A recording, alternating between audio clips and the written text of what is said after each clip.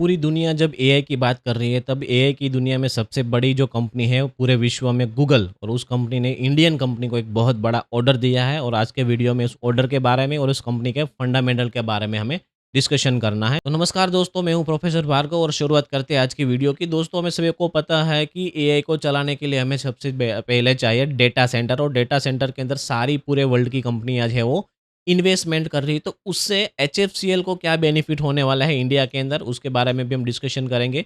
उससे पहले गूगल ने यहाँ पे $15 बिलियन की इन्वेस्टमेंट की सबसे बड़ी तैयारी कर ली है, क्योंकि उसको डेटा सेंटर्स के अंदर बैकअप पूरा चाहिए, और उसके लिए 1 गीगावाट की क्षमता के साथ विशाखापट्टनम में वो प्लांट लगाने जा रही है। और ये जो $15 बिलियन का इन्वेस्टमेंट है, वो 5 साल में करने वाली है। और इसके लिए हमें चाहिए ऑप्टिकल फाइबर, और ऑप्टिकल फाइबर जो इंडिया में सबसे बड़ी कंपनी कोई बना रही है, तो वो बना रही है एचएफसीएल। तो इस तरीके से कुछ कनेक्शन है एचएफसीएल एंड गूगल का। तो यहाँ पे हमें बात करें कि जो नॉर्मल फाइबर थे, आज तक इंटरनेट के जो नॉर्मल फाइबर थे, उससे ये नॉर्मल फाइबर है, और ये जो फाइबर है ना, एआई डेटा सेंटर के फाइबर है, उसके अंदर 36 गुना ज़्यादा हमें ऑप्टिकल फाइबर की रिक्वायरमेंट होती है, क्योंकि हमें यहाँ पे हाई डेंसिटी ऑप्टिकल फाइबर होगा तो ही हम स्पीडीली, हम यहाँ पे कंपनी है उसको आपको आउटपुट दे सकती है, जो भी आप क्वेश्चन कर रहे हो, जो इमेजेस या तो वीडियोस बना रहे हो, जो भी कुछ कर रहे हो। तो यहाँ पे एचएफसीएल्स के लिए क्या बेनिफिट है, तो गूगल जो बना रहा है विशाखापट्टनम में डेटा सेंटर, उसके लिए चाहिए massive data processing and high density cable, और ये दोनों प्रोवाइड करेगी। और सप्लाई का जो मौका है वो किसको मिलेगा, एचएफसीएल को मिलेगा, और ये सबसे बड़ा बेनिफिट है।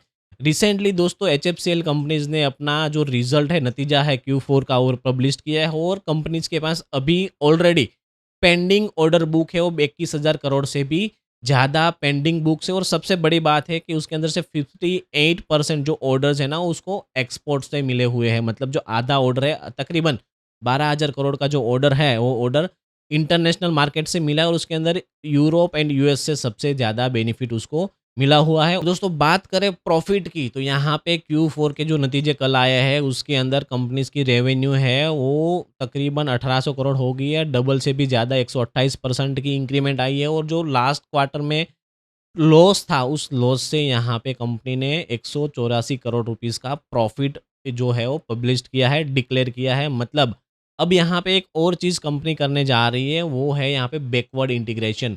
मतलब कंपनी क्या कर रही है, अभी तक जो कंपनी जो प्रोडक्ट बना रही थी, उसके रॉ मटेरियल को इम्पोर्ट कर रही थी बाहर से।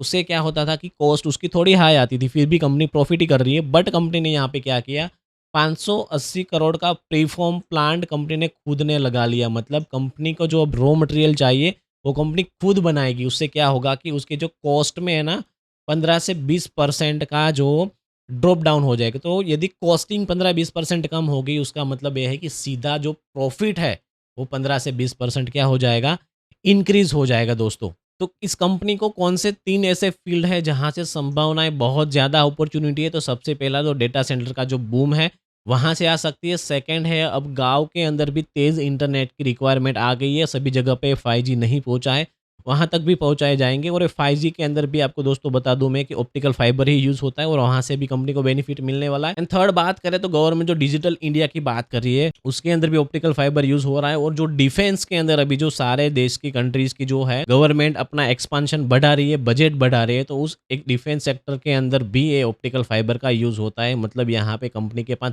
3 बहुत बड़ी अपॉर्च्युनिटी यहाँ पे सामने आई है दोस्तों। तो ये तीनों पॉइंट की वजह से ये हो सकता है कि डेटा सेंटर और फाइबर इंफ्रास्ट्रक्चर कंपनी के ऊपर जो इन्वेस्टर है वो नज़र रख सकते हैं, क्योंकि यही नया ऑयल है। वी कैन से कि गोल्ड माइन जो है वो यही रहने वाली है फ्यूचर्स के लिए। तो दोस्तों, आज के वीडियो में इतना ही।